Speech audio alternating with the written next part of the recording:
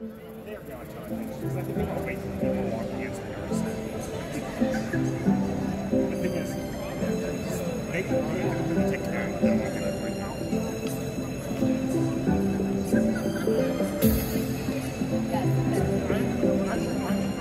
yeah.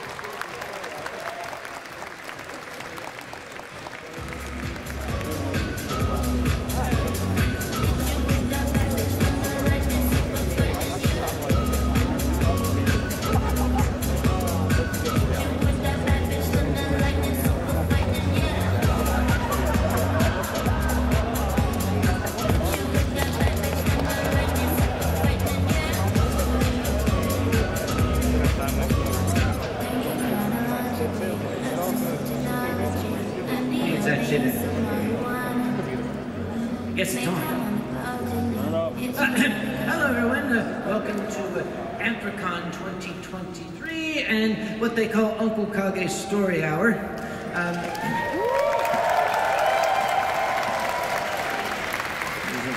There's supposed to be oh, there it is over here. Yeah. If you are unfamiliar with this performance, it is pretty much, I just drink wine and talk. That's really all there is to it. I attempt to do it in an entertaining fashion. Now, we had a couple of interesting things. First off, up the road in the Strip District is a winery called Our Wine Cellar. They actually made me this special bottle of Riesling. I don't know if the camera crew can zoom in on this here, but they made an Anthrocon labeled bottle of Riesling. And I said, you guys are my new best friends. That is the way to become my new best friend. So I am very, very grateful to our wineries. I do not have a financial interest in our wineries. They are not either supporters of advertisers with or anything about this convention. I just like the stuff they make. And they give it to me free. Actually, that's not true. That's not true. I am a good customer.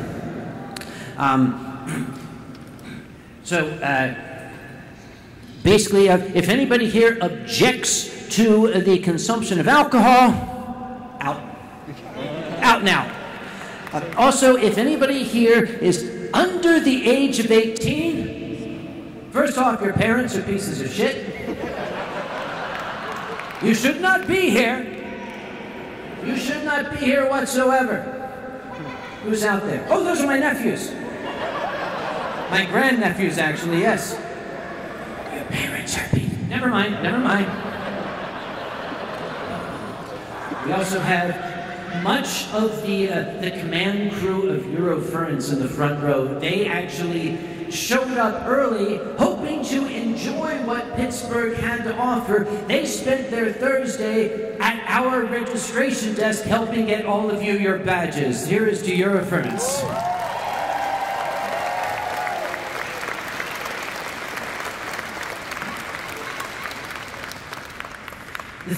The thing with Eurofurence is I had been trying to out-cool them for years. And their chairman is sitting right there, and he's smirking at me with this smarmy look.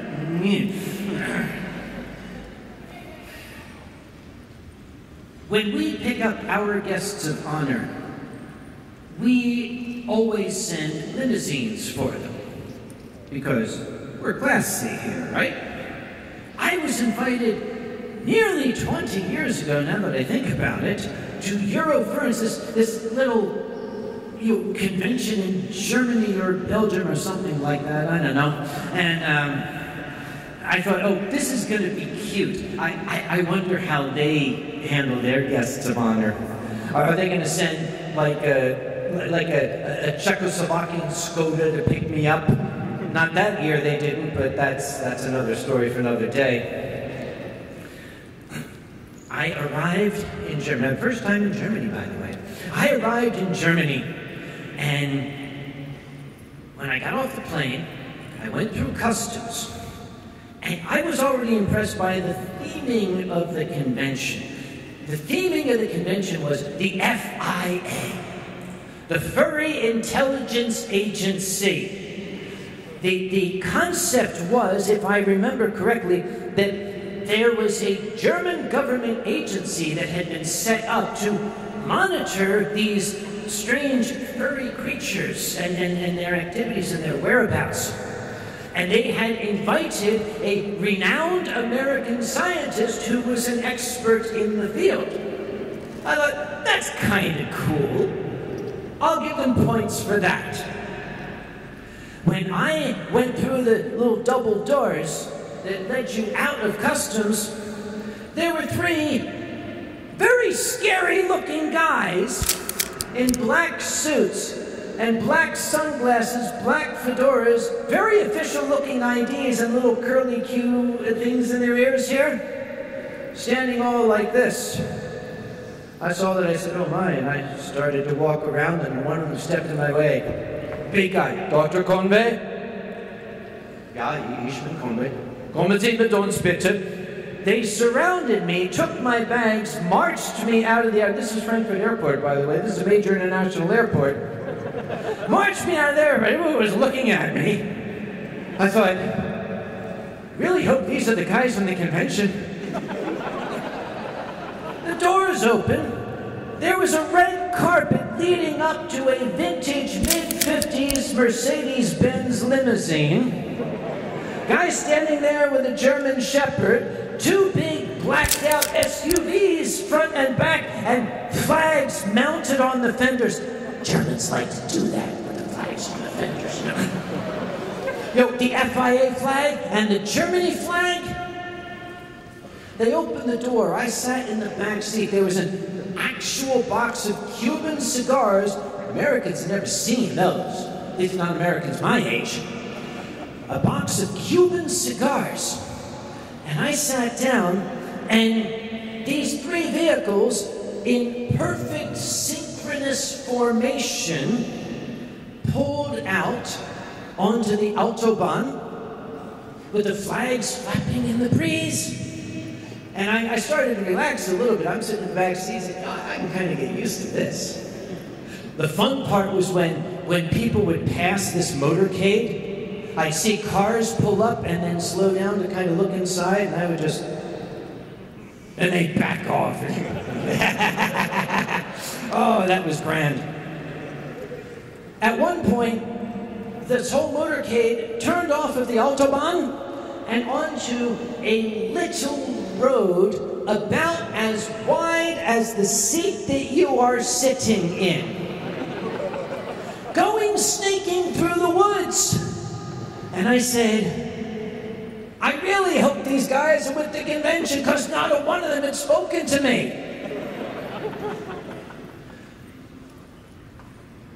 We just got into like the middle of the I don't know, the Black Forest or Russia or something, I don't know. And all these cars stopped. And the guys got out of the SUVs. And the passenger who was sitting up front got out. I started to reach for the door handle. The driver said, "Nein!"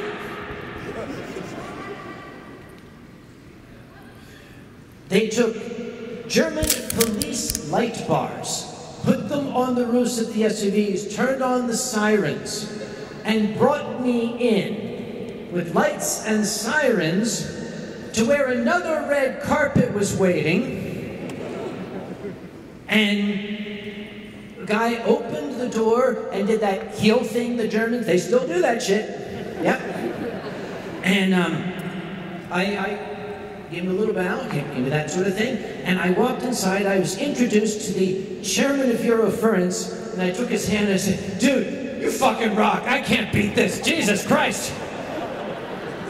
He even has the best name. Can I tell him? Can I tell him? He's got the best name in furry fandom. Ladies and gentlemen, the longest-serving chairman of a furry convention in the world. May I introduce Sven? Take it off.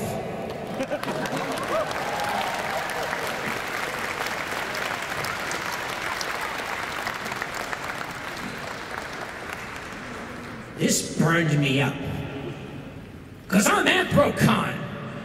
I can't let that guy out-cool me. It was only a couple years later. We left our home in Philadelphia, and we came to this magnificent city and this spectacular convention center. I had to tell Sven. Got you now. I called him up. Actual long distance, transatlantic, etc. call. I said, hey, Sven, guess what? Guess where I'm having my convention? I've got mine in this big, beautiful convention center. He said, oh, that's wonderful. We're having ours in a castle. Just remember who won the fucking war, okay? I can say that, we're all friends now. Oh, incidentally, as always, we are grateful to our sign language interpreters, interprefers as we call them. Lauren is sitting here. I just made her say, remember who won the fucking war, and I feel terrible about it. I'm so very sorry, Lauren. Actually, but if I say, who won the fucking war, what does it look like? Oh, okay, that works.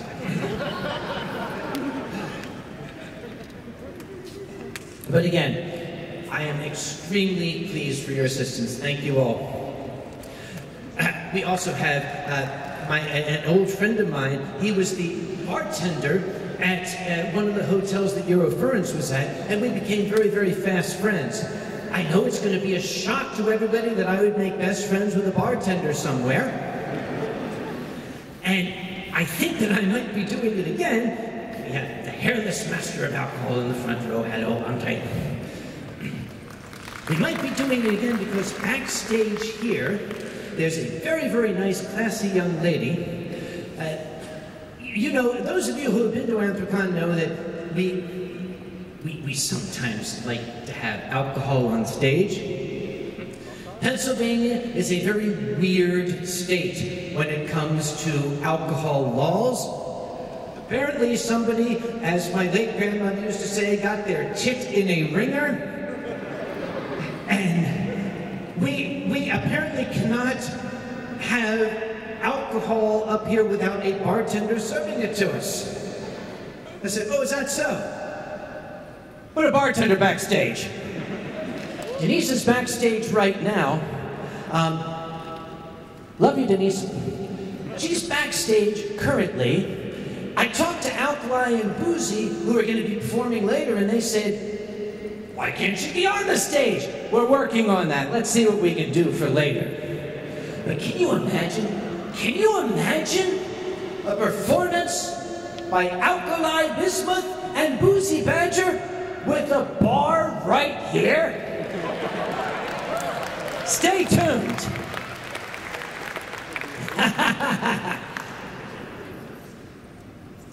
Some of you may have noticed that we are doing something a little new this year. We're doing a lot of things new this year, but we have transitioned to a cashless payment system.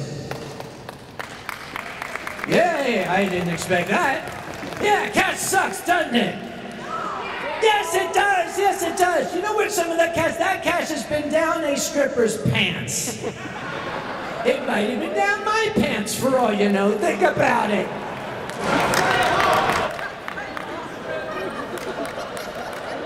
Did somebody just give me a positive response to that? Talk to me backstage after the show, please. I can now tell you why. When we were handling cash here, we were handling a lot of cash. we would have sometimes upwards of 6 or 7 digits worth of cash just floating around. If you count the pennies, don't forget the pennies, right? We had tremendous amounts of bills. That's difficult to handle.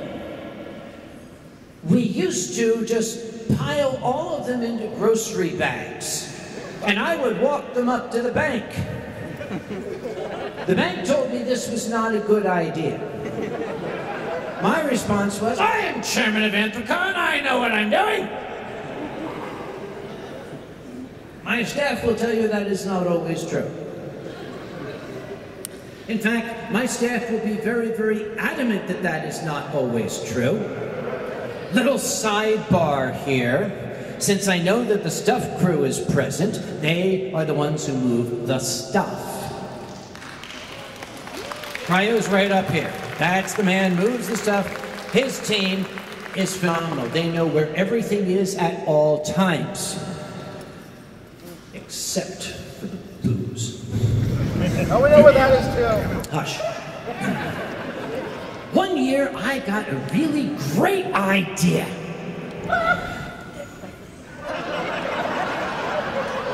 I got what was on paper a really great idea. I'm going to buy these nice flatbed rolling carts. And we're going to put all of our equipment on these carts, and then we can just roll them onto the truck and roll them off. We won't have to lift boxes anymore. What a wonderful idea. And because I am a scientist, I have a grasp of physics. I bought these aircraft-grade wheel chocks to put under the wheels of the carts so that they would stay in one place. We did this. I was very proud of myself. I got to tell Sven about this idea. We started out across the Pennsylvania Turnpike. Has anybody ever driven on the Pennsylvania Turnpike? Most roads are a two-dimensional deal. The Pennsylvania Turnpike adds a third dimension to your travels. And as we were traveling along, I was talking to my co-driver Cryo, and I heard, that was an odd sound. Were you expecting? What the hell's...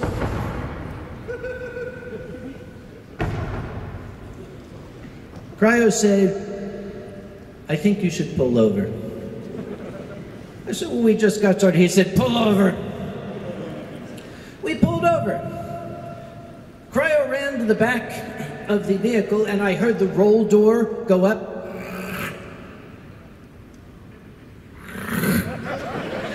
And Cryo came up to the driver's door like this.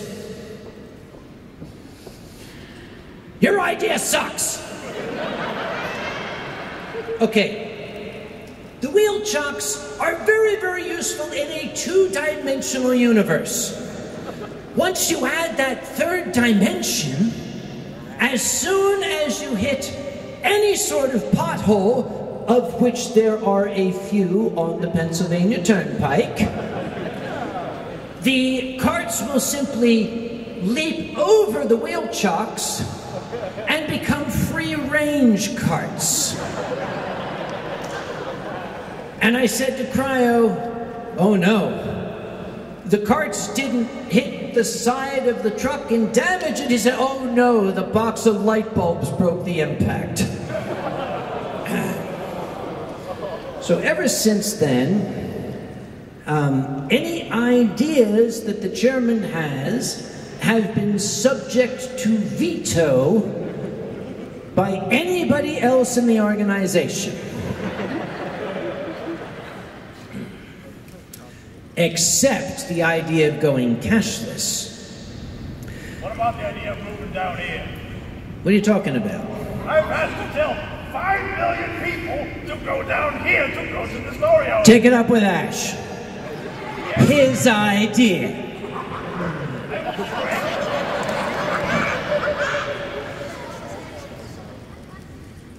Oh yes.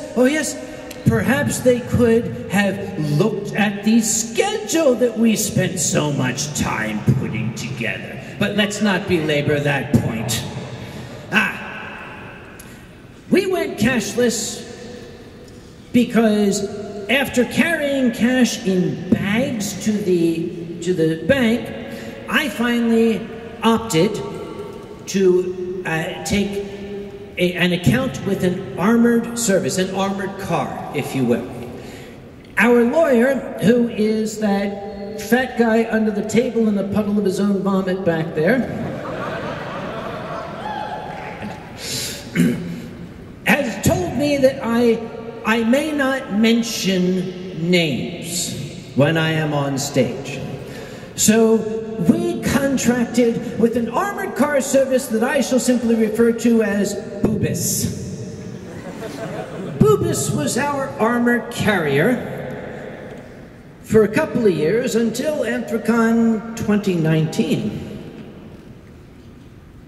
when the person who was to meet the armored car called me and said, "They're not here." And I called up Boubis and I said, "Why are you not here?" And they said, "Oh, we have you down as the money coming on Friday." This was Wednesday. I said, "No, that will not do."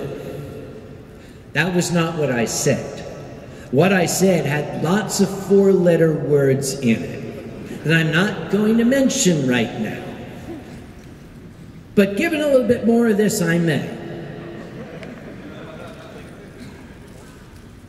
I told them, I'm starting a big convention. I need that money here now.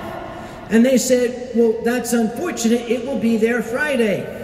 And I said, "My friend, let us discuss that word unfortunate. I know what unfortunate is, and I'm willing to teach you."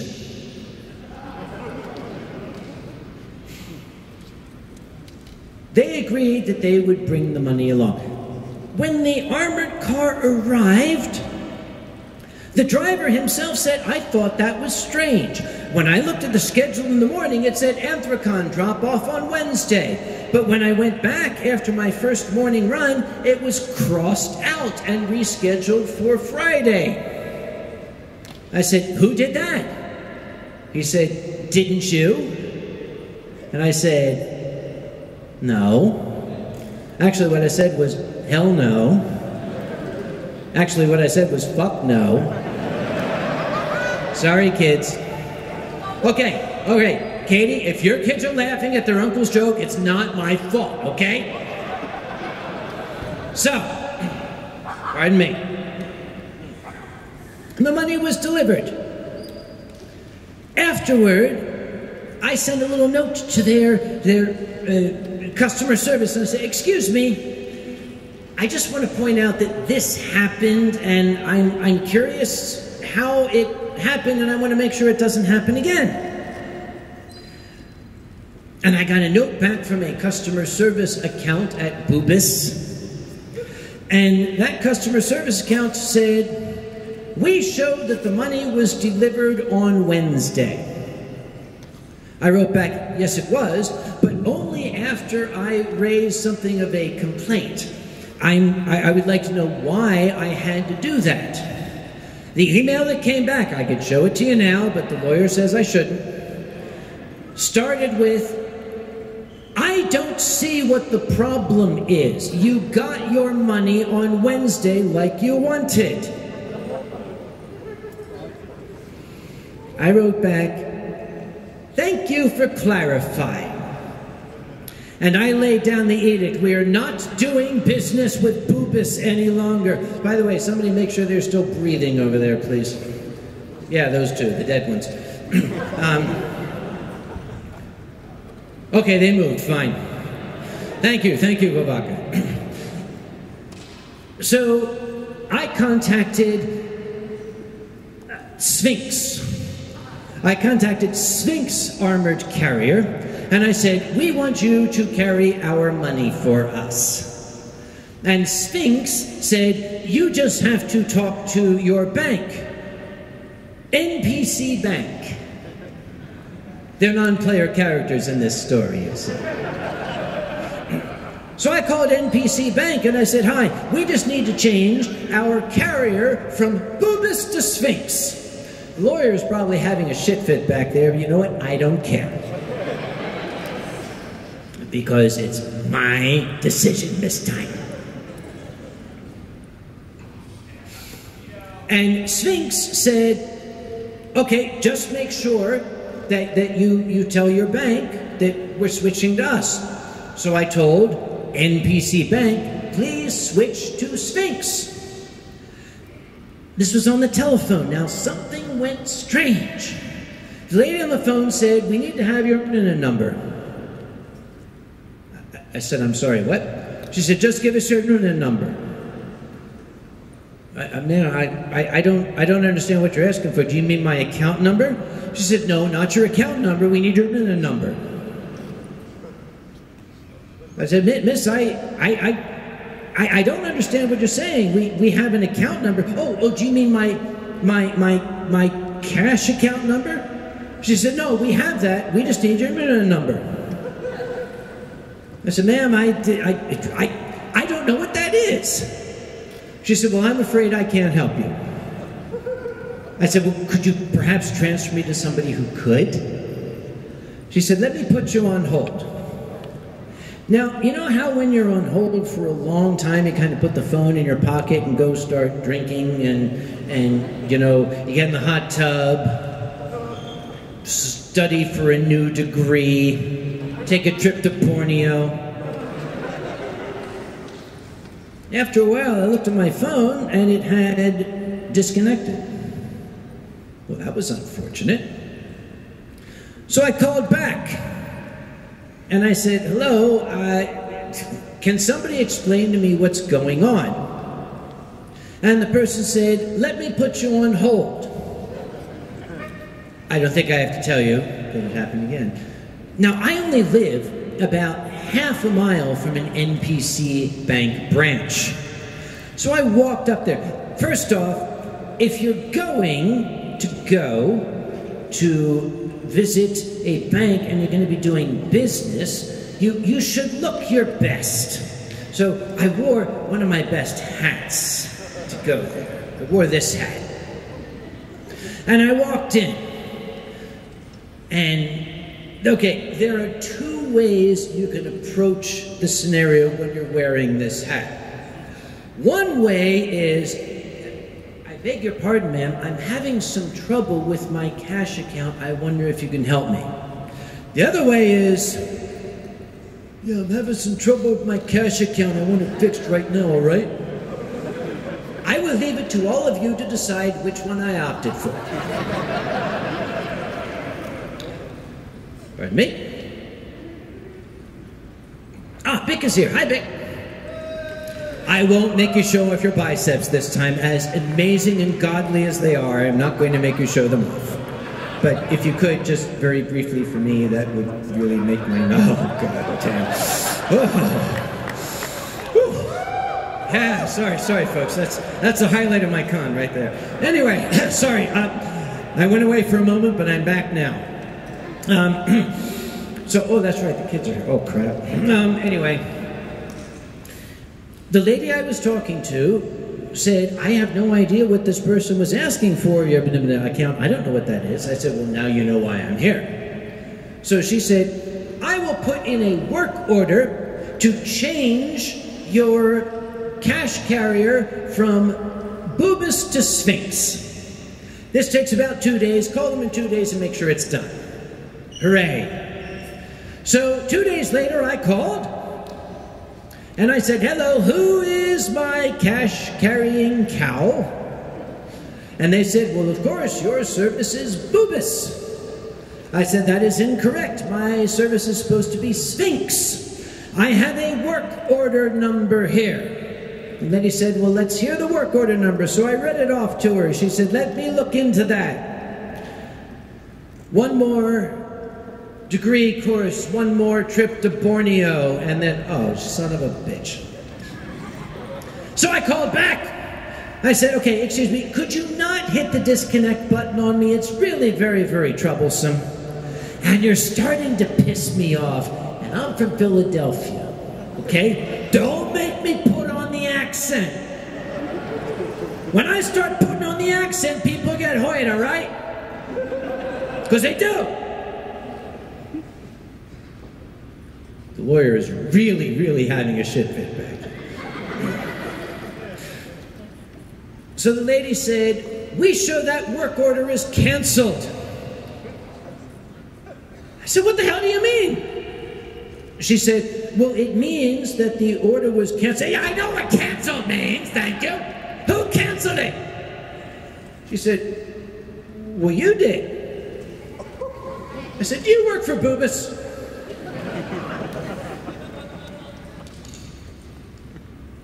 She investigated. And she came back and she said, oh, apparently the branch can't put that work order in. It has to be put in by your sales team. Fine. Who is my sales team? She put me on hold. She did not disconnect me, but she had me there for 38 minutes. How do I know that? I watched 3 YouTube videos and I timed them. She came back, she said, this is odd, you don't have a sales team. I said, whoa, okay, then what do you suggest I do? She said, I'll put in a work order to assign a sales team to you. This story goes on and on and on, but I only have an hour left. Or even from the beginning or whenever the hell I started. It's Uncle Kage Story Hour, not Uncle Kage Story Month. So I eventually got to the point where I sent an email and I CC'd everybody in the world, including Earl the Bum, who works at the lube rack up at Target. And I said, okay, on Monday, I am coming up there with a shopping bag. You are going to put $110,000 in cash in it, and I'm going to leave, and when I bring it back, I'm closing every goddamn account I have with your bank. Look at the balance. This was 2 days before Anthrocon. I got an email back, it's fixed. Everything is fixed, not a problem. When the day came, my money guy was waiting. I got a phone call from Boubis. I got a phone call from Sphinx saying they won't give us the money. They say that your carrier is still Boubis. Now, 2 of Anthrocon's directors probably still remember the traumatic experience of me bursting into operations, literally grabbing him by the collar and saying, get the keys, come with me now! We drove out to every NPC bank branch in the city of Pittsburgh. And I ran in and said, give me all your cash now! I wish to God I had filmed the moment that I came running out of the branch with my lab coat stuffed full of cash, jumped in the escalator, I got it, go, go, go, go! So you know what? We're fucking going cashless. You got a problem with that? Get the hell out!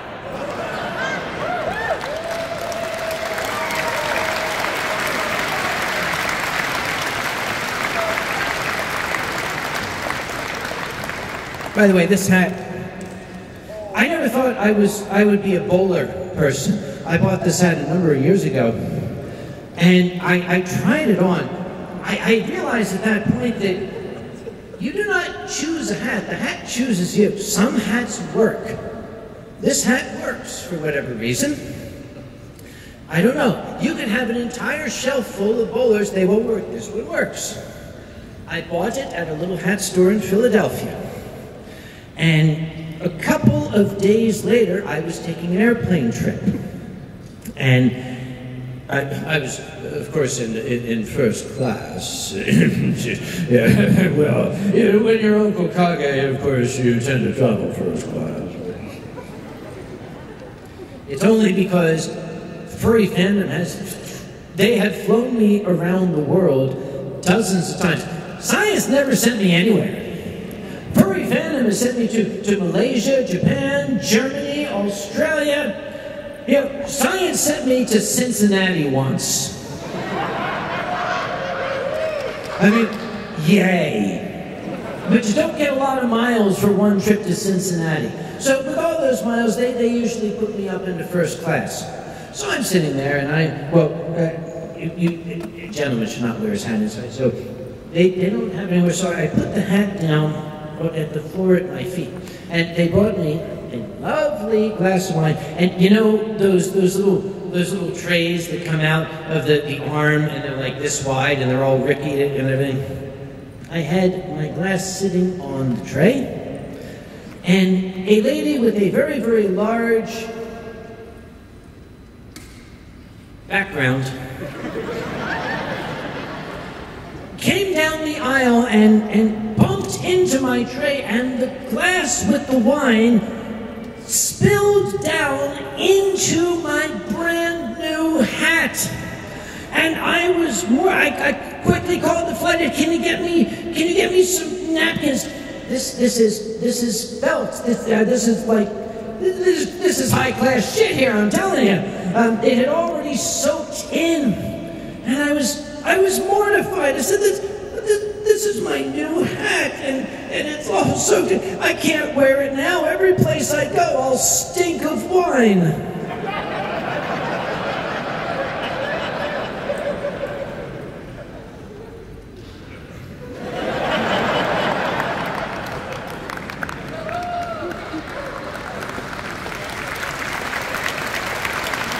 Thank you. I do like to wear hats. In the summertime, I tend to wear this hat, the straw poacher. It's a favorite of mine.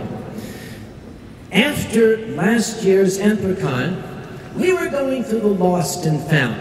This is something that Talon, who is up in operations right now, and whatever volunteers we have available, like to do the day after Anthrocon. But the rabbits are leaving. That sounds ominous. The day after Anthrocon, we go through the lost and found. You people lose some weird shit. Let me tell you, okay, I've seen stuff, man. Nothing surprises me anymore in the lost and found. We wear gloves now, by the way. Yeah, we wear gloves. Talon actually has asked if he can get a respirator. I'll buy him one. Hold on to your stuff, please. We don't want it. We were going through it. There was a cell phone in there. And Talon is an absolute magician when it comes to deducing the owners of these things. He looked at the background, obviously a furry cell phone. He went and looked for the art online. He found the artist who made the art that was on the wallpaper of the cell phone. That was as far as we can get because, of course, it's locked, it's password protected. So I contacted the artist and said, hello, is this your cell phone? And the artist wrote back, no, that's not mine. Now we're back to square one. Simply somebody who liked this art and put it on their cell phone. So the only other thing I could do was take it to the local D-Mobile store. I took it to D-Mobile and said, I have this cell phone. Now, we are still in the throes of the COVID pandemic at this point. So I went in with my nice summer hat on and my mask. There we are. So I went into the store like this, and I went up, there was a nice fellow at the counter. I said, excuse me, I found this cell phone. The owner lost it. It's a D-Mobile cell phone. Could you perhaps find out who owns it and we can return it to them? And he turned it on and he said, "Oh, that's a nice circle."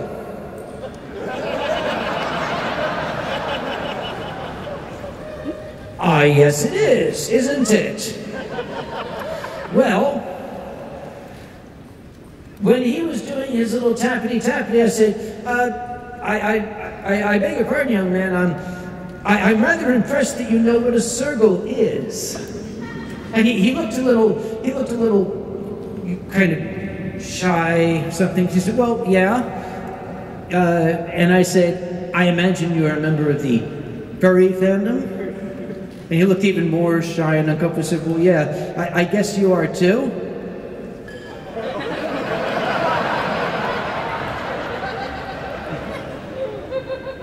I said, "Well, actually, now that you mention it." And he said, "Holy shit, you're," I said, "The guy who found the cell phone, yes." "Dude, I can't remember your name, but if you're in the audience, raise your hand. I want to buy you a drink. You were so cool." "No? Okay, it's all mine. Never mind."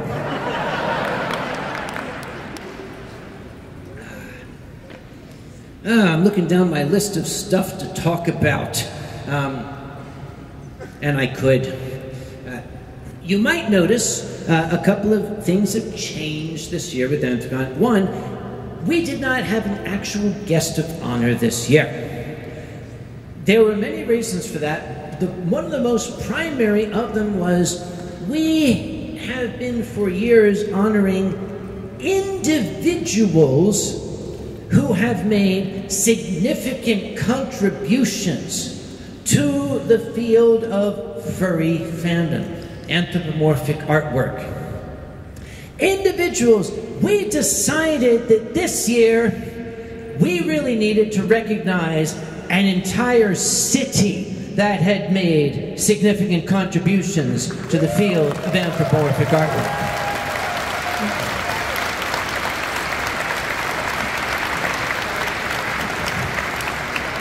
So, de facto, Anthrocon's guest of honor this year is essentially the city of Pittsburgh.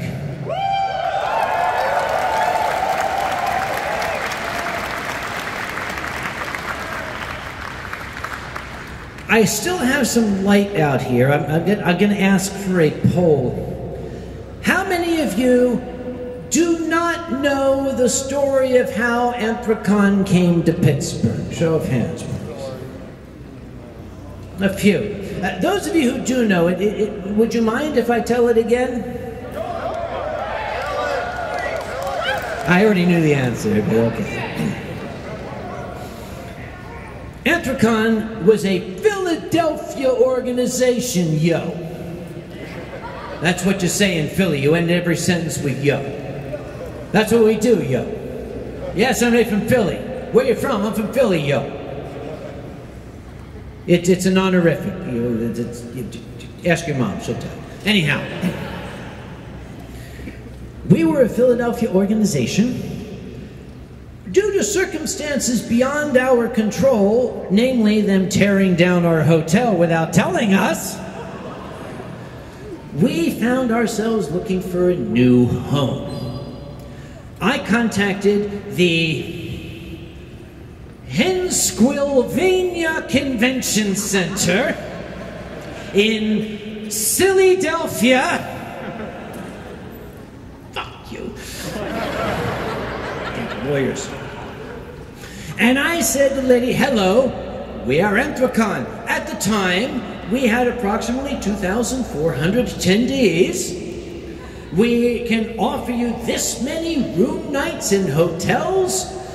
We need this for space. We need this space. We need this space. We need this for an art show. And we need these other things.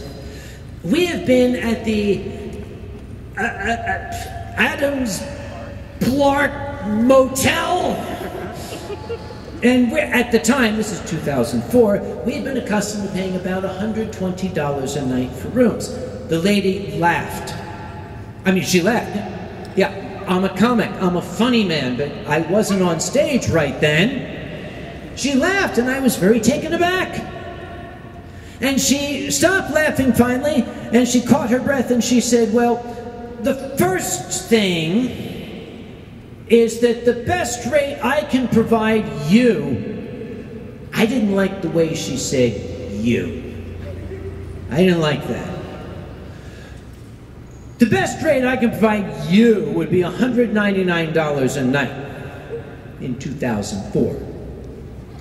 And to be frank, the number of room nights of hotel occupancy that you are offering us, you don't warrant the space that you're asking for. So I apologized to her for wasting her time, and I hung up dejected. We searched, and we searched, and we searched to find a new home for Anthrocon. And one day my phone rang. It was a very nice lady named Jennifer, and she's given me the leave to tell this story, so I don't call her like Kenniger or anything like that. Nice lady named Jennifer from Visit Pittsburgh. And she said, how would you like to bring your convention to Pittsburgh? And my response to her, my unedited, honest-to-goodness response to her was, fuck no! And she said, why ever not? And I said, well, miss, please don't think me rude, but your city is a festering hellhole. It's like a vast boiling cauldron of pus. I would rather have my convention in Mordor, thank you very much, and I hung up the phone. Because in my defense, the last time I had been to Pittsburgh was in 1981, and it looked like yesterday. Seriously, the steel mills were still in operation. It was not a very pretty sight. But 24 hours later, Jennifer called back and she said, we just happened to be in town. Why don't you come and have lunch with us? And I said, are you buying? And she said, yes, I picked the most expensive restaurant I could think of. And I walked in, they had this big round table, all these people in suits, people from the mayor's office, people from local government, people from 4 of the local hotels. They all stood up and they greeted me, shook hands all around, and as soon as we sat down, we'll give you this, we'll offer you this, you can have this, we'll let you have this, we'll give you this, we'll give you, we will offer. And I said, okay, all right, wait, stop, everybody stop. We all understand we're talking about a furry convention here, right? They pulled out a 3-ring binder. Yeah, I know, some of you have never seen a 3-ring binder. Go back to your mothers, okay? That they had printed out my webpage. Remember, it's 2004. They printed out my webpage. They printed out Tiger Wolf's furry information page. They printed out Peter Cat's webpage. They printed out some web pages that I really would rather they had not printed out.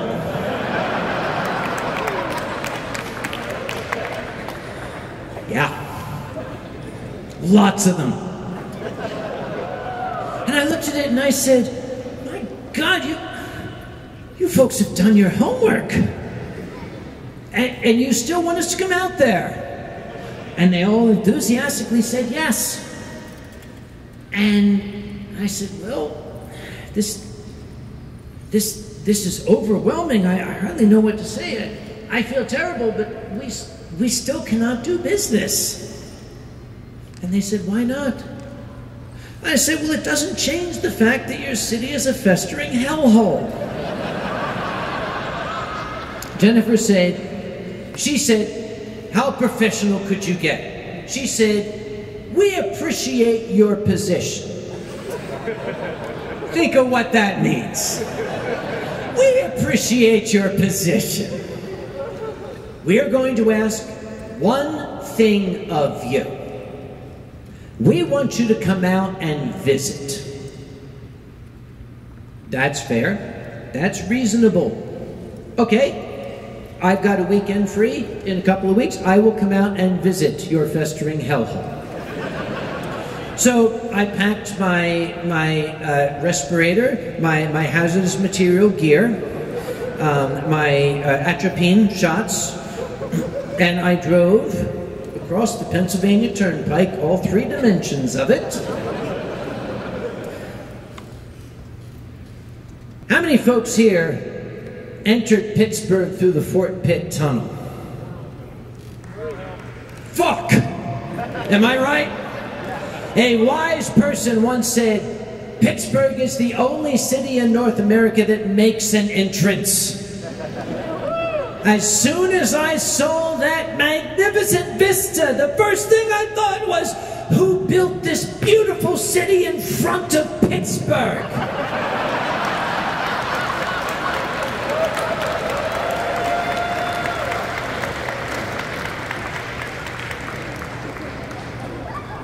I arrived at the Westin. The valet, who is still working there, by the way, one of those valets, he's still there, took my keys. I was met by Jennifer and 2 other representatives of the city. They took me into the restaurant. At the time, it was the original Fish Market restaurant. Remember I said they'd done their homework? They had 3 bottles of German Riesling sitting waiting for me. And they said, let's talk business.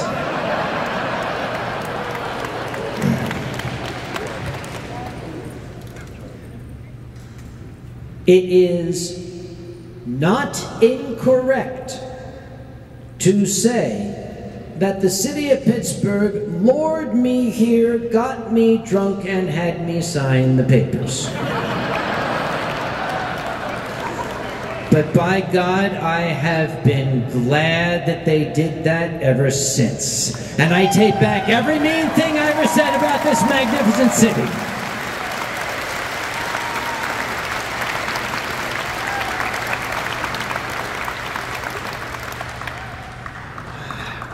Seriously. A very, very wise person, and specifically that wise person is the spouse of Boozy Badger, who is just coming to right now. I see him stirring back there. I was visiting their house, and Boozy's spouse, QM,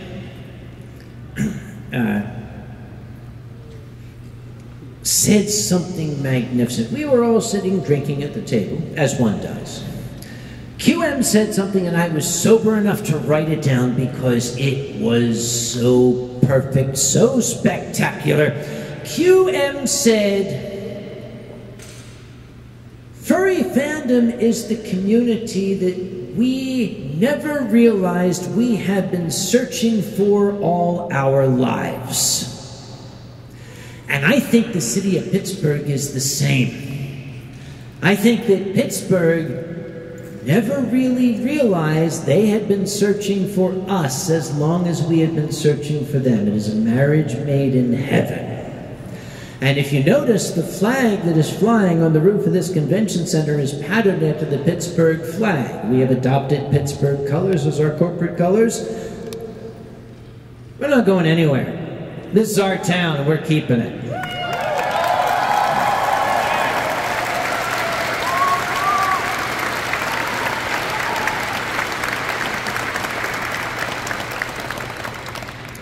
My colleagues at Eurofurence find themselves looking for another venue. I gave them some hints. I hope they were very useful. Thank you. You're welcome. They're going to be in, you're traveling to Hamburg, aren't you? Is that correct? I'm looking forward to that because I got so goddamn sick and tired of visiting Berlin. And when people found out I was American in Germany, they'd say, oh, ich bin ein Berliner. Yeah, thank you. That's the first time I heard that today, all right? You don't even understand that joke. Have your mom explain it to you. Let me tell you, remember I said that Eurofurence will always outcool Anthrocon? I believe that. I believe that with all fibers of my being. And at my age, fiber is very important. Yeah, trust me. When the hell was that? 2000? A couple years ago. My dear parents were coming up on their 50th wedding anniversary. Oh, well, thank you. It was some years ago, but we'll take the applause. Thank you. And I was visiting their house, and I said, okay, Mom, Dad, what do you want to do? You tell me what you want to do for your 50th wedding anniversary. I'll make it happen. I thought, okay, old people, Alaska cruise, Niagara Falls, something like that. No, they wanted to go to Eurofurence. Okay. I sent a note to Sven. I said, hey Sven, my parents want to spend their 50th wedding anniversary at your convention. He wrote back, he said, oh, that's wonderful. He said, I need two things from you. I need a photo from when your parents were young and first dating, and I need to know what song they danced to at their wedding. Okay. The first one's easy. I have that hanging in my living room. But hell, what song did your parents dance to at their wedding? Do you know? I had to find this out. Okay, you couldn't just come out and ask.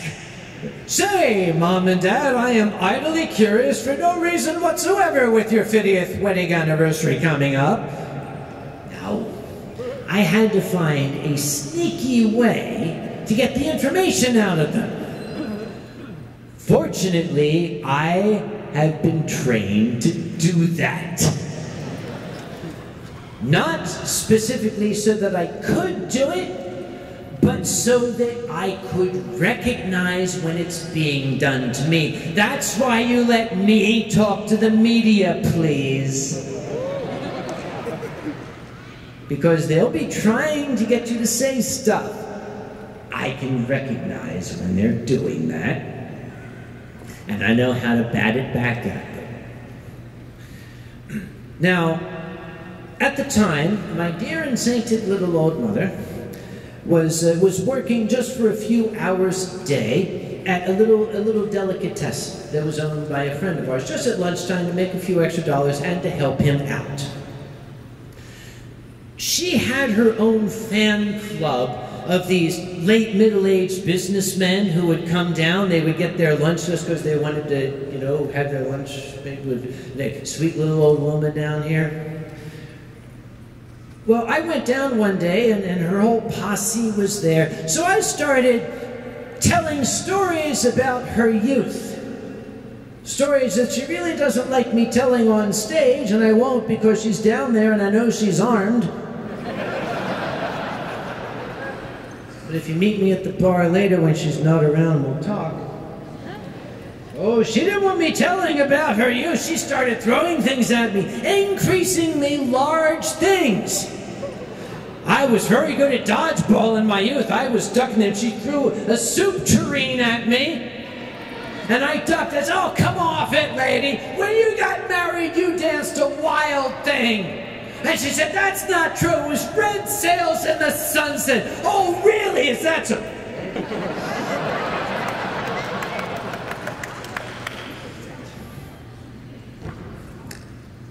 And I told that to Sven.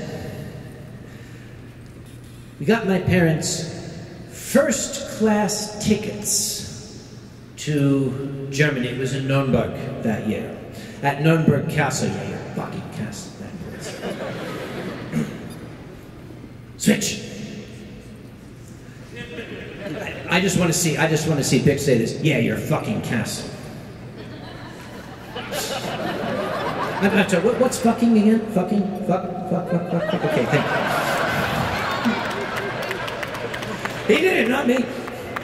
Sorry, Vic. Every year I promise him I won't do that. I'm so sorry. Anyhow.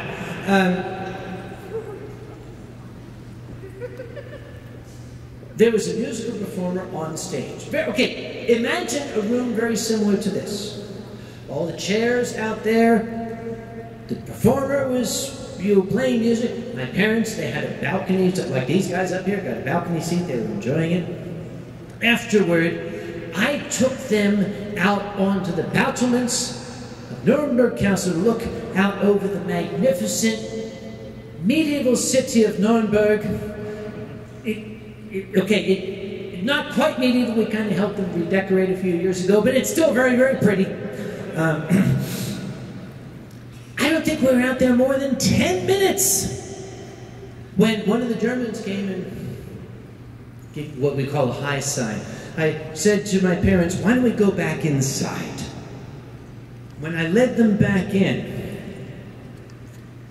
the Eurofurence team had enlisted all of the attendees. They cleared out the room. They had laid down a dance floor, and all of the convention attendees were surrounding the dance floor, lighting up the room with candles that they held up. And a picture of my parents in their youth was projected on the wall. And I ushered them out onto the dance floor, and Sven started playing Nat King Cole, Red Sails in the Sunset. And they danced just as they had danced 50 years prior. After this was done, I got them first-class overnight accommodations on a rail trip to Paris. We spent 3 days in Paris taking in all the parasites. I took them to Versailles. I took them to the Tuileries, whatever the hell that is. I took them to Mont Saint-Michel. And it ended with dinner in the Eiffel Tower at sunset. You ask that nice old lady today about her 50th wedding anniversary, the only thing that stands out in her mind, the thing that meant the most to my parents, was the candlelight dance they had surrounded by furries in Germany.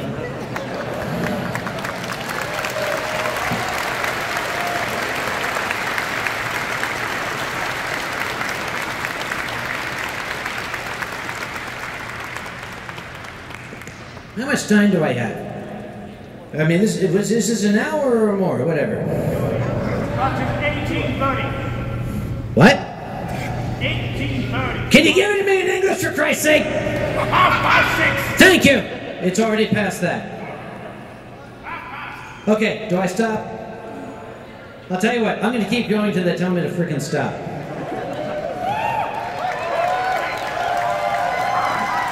Thank you, very, very, very kind. But I can't go too much longer because, what goes in must come out. We'll talk about that later.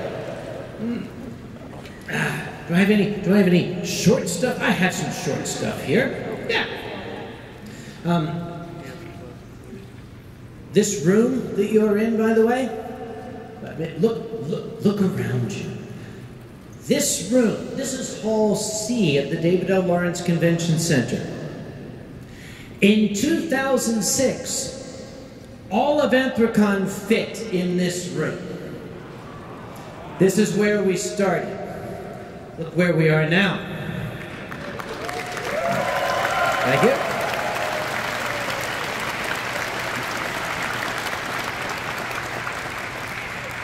Where are we going? I don't know. But I'm terrified by it.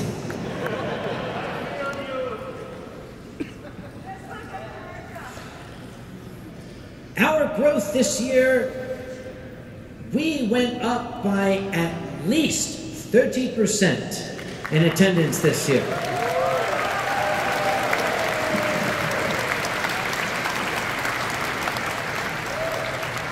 I've been waiting all weekend to say this.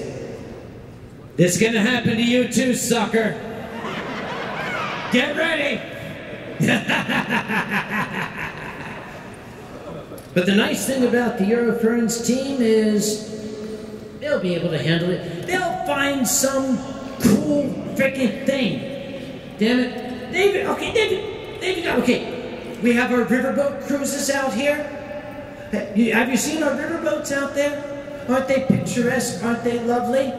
Euroferns said, oh, we'll have river cruises too. They have this freaking James Bond yacht with like neon lights and missile launchers on it. And I didn't even know where the hell you found it. Where is there a goddamn ocean in Berlin, for shit's sake? They made one. They built one. Sorry, I calm myself down. Even just a couple of months ago, I was visiting my wonderful friends here.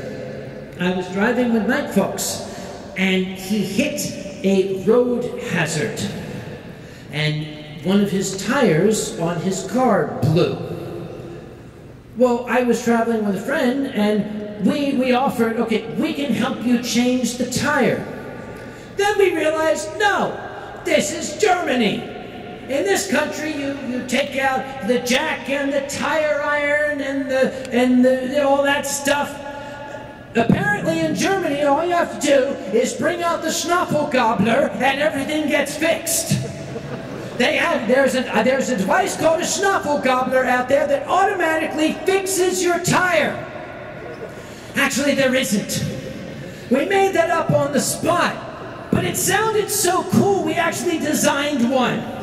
It's designed to change your tire with one hand so you can hold your beer with the other one. So you're welcome. You now have a Schnoffelgobbler to fix your tire.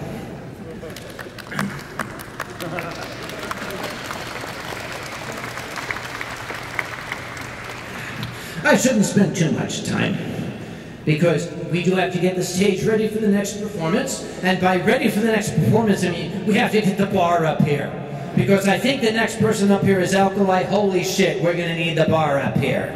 Is it Alkali or Boozy? Doesn't matter, they're the same person. What? English, please. Both? Oh shit, we need the bar up here, definitely. Okay. In that case, I'll leave you with one more little tale, and then I'm going to piss off. And, well, literally. Anyhow, we have had many wonderful guests here at Anthrocon. One of my favorites, I think, was Tom Minton. Tom Minton was one of the folks behind Animaniacs, if you remember. I first saw Mr. Minton. He was sitting in the lobby of the Westin. He had gotten here before me. Oh, so I went up.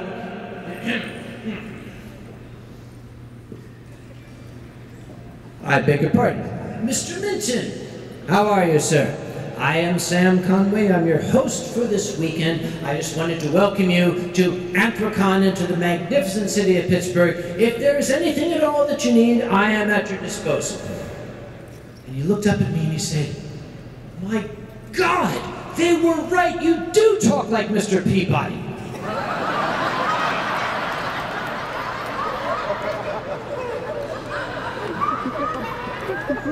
Do I?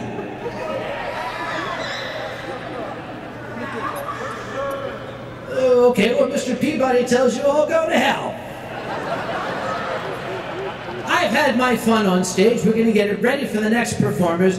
I want to thank all of you for listening to an old man who probably has drunk too much prattle on. Thank you very kindly.